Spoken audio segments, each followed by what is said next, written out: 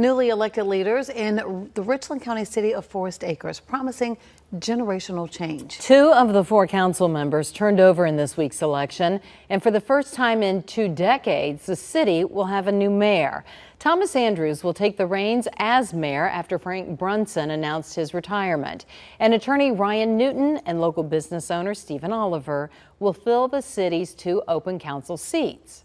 Nick Neville spoke with each of the newly elected officials today about their hopes, their vision for the future of Forest Acres. Nick?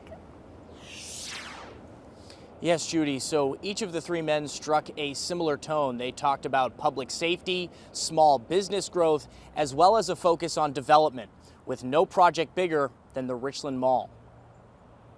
Some fresh faces and one familiar one will be leading Forest Acres into the future. Thomas Andrews, running unopposed in this week's election, will fill Frank Brunson's seat as mayor after 2 decades. He hopes to build on Brunson's legacy of collaboration. Making sure that everyone, that we really take, especially these new members, and we're not just looking to train them up on the issues before the city. We're looking to see what their passions and interests are and how they think we can also make the city better.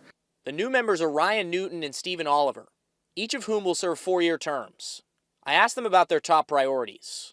To build community, continue to be a safe place to live, collaboration. I really want to do more to attract more local, family-owned small businesses to Forest Acres.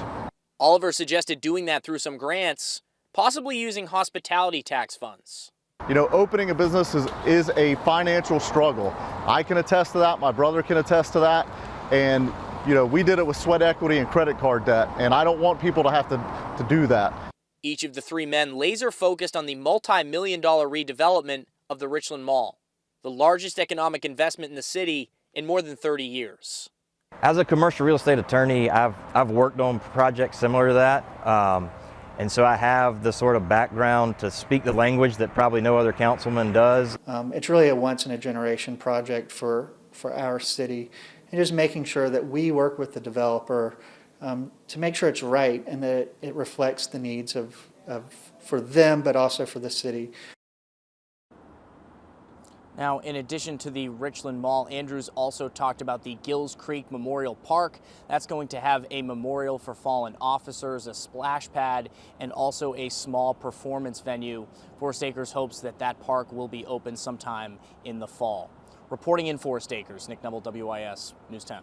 Nick, thank you. And Newton and Oliver defeated incumbent John Barnes, who had been serving on council since 2019. The newly elected leaders will be sworn in this July.